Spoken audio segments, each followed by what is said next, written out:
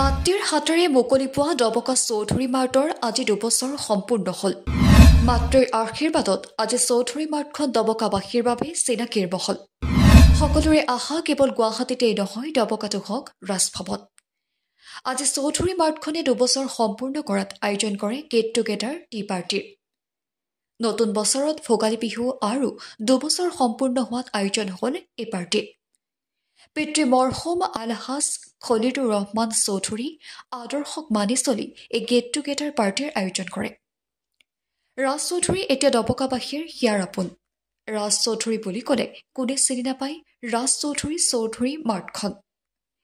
যি চৌধুৰী মাৰ্টে বিভিন্ন সময়ত দি আহিছিল বিভিন্ন বস্তু ৰেহাই দি মন জয় কৰিছিল চৌধুৰী মাৰ্টৰ স্বত্বাধিকাৰ ৰাজ চৌধুৰীয়ে, যাৰ বাবে আজি কেক কাটি আনন্দ কৰে আৰু গেট টুগেডাৰ পাৰ্টিৰ আয়োজন কৰে চৌধুৰী মাৰ্টৰ স্বত্বাধিকাৰ ৰাজ চৌধুৰীয়ে।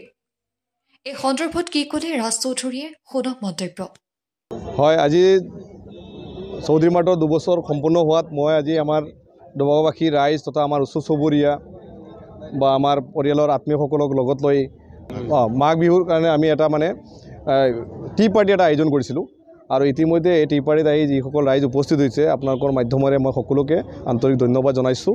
লগতে এই চৌধুৰী মাৰ্ট আজিৰ পৰা ঠিক 2 বছৰ পূৰ্বে মোৰ শ্ৰদ্ধাৰ মাতৃ মৰুণনেছা চৌধুৰী ডাঙৰীয়ানী ৰাইজৰ বাবে আনুষ্ঠানিকভাৱে মুকলি কৰি দিছিল। আৰু এইখন অপেনিঙৰ লগত আমাৰ এই অঞ্চলৰ বয়োজ্যেষ্ঠ মুৰব্বীয়ান, আমাৰ এই বিভিন্ন ধৰণৰ দল সংগঠন বা আমাৰ পৰিয়ালৰ আত্মীয়সকল বা যুৱ ভাই বন্ধুসকল বিভিন্ন ৰাইজসকলৰ এইখনৰ লগত জড়িত হৈ আছে। আৰু আপোনালোকৰ এই ভিডিঅ'ৰ জৰিয়তে মই আপোনালোক সকলো আমাৰ এই অঞ্চলৰ যিসকল বয়োজ্যেষ্ঠ মুৰব্বীয়ান আছে মই সকলোকে আন্তৰিক ধন্যবাদ জনাব বিচাৰিছোঁ। লগতে সকলোকে দুৱাৰ আহ্বান কৰিছোঁ যাতে আপোনালোকে অনাগত দিনত দুৱা মোৰ কাৰণে ৰাখিব, যাতে আমাৰ চৌধুৰী মাৰ্টে বিগত 2 বছৰত বিভিন্ন সময়ত আমি অফাৰ দিছিলোঁ আৰু এই অঞ্চলৰ যথেষ্ট ৰাইজসকলে বিভিন্ন সময়ত অফাৰৰ সময়ত সহায় সহযোগিতা কৰিছিল, যাৰ কাৰণে ৰাইজকো মই আন্তৰিক ধন্যবাদ জনাইছোঁ। আৰু অনাগত দিনত যাতে আৰু আমাৰ চৌধুৰী মাৰ্টৰ পৰা যাতে ৰাইজক সহায় সহযোগিতা কৰিব পাৰোঁ তাৰে আহ্বান জনালোঁ। চাওক, আজি ডবকাৰ চৌধুৰী মাৰ্টৰ 2টা বছৰ সম্পূৰ্ণ হৈছে।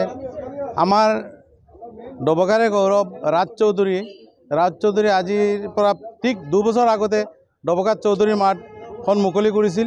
আৰু এই চৌধুৰী মাৰ্টত আমি প্ৰায় সময়ত দেখা পাওঁ বিহু আহিলে অফাৰ থাকে, ঈদ আহিলে অফাৰ থাকে, পূজা আহিলে অফাৰ থাকে। গতিকে আমাৰ ডবকাবাসী ৰাইজৰ বহুতো লাভ হৈছে, কাৰণ বেছিভাগ সময় তেখেতসকলে এই মাৰ্টখনত অফাৰ দিছিল আৰু অফাৰ দিয়াত আমাৰ দুখীয়া ৰাইজৰ কাৰণে এটা সুবিধা হৈছিল। গতিকে এই মাৰ্টখন আজি 2 বছৰ সম্পূৰ্ণ হোৱাত চৌধুৰী মাৰ্টৰ স্বত্বাধিকাৰী ৰাজ চৌধুৰীয়ে আজি গেট টুগেডাৰৰ এটা প্ৰগ্ৰাম কৰিছিল। আৰু আমি সকলো বন্ধু বান্ধৱ সকলোক মাতি আনি সকলোকে গেট টুগেডাৰ কৰাৰ কাৰণে মই তেখেতক ধন্যবাদ জনালোঁ।